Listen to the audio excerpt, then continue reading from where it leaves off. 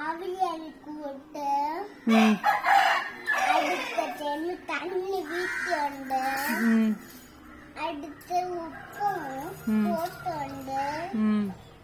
அடுத்து முருங்கைக்காயும் போட்டு அடுத்து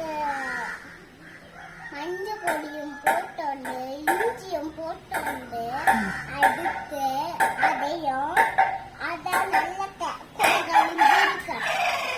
வந்தா உணரும் நீல போட்டு உணக்கணும் அப்புறம் படிச்சணும் அடுத்து அடுத்து இதையும் மஞ்சள் பொடி போட்டு தேங்காய் எண்ணெய் போட்டு கோழிக்குள்ள மருந்து போட்டு கோழிக்குள்ள மருந்து ஒண்ணு வேண்டா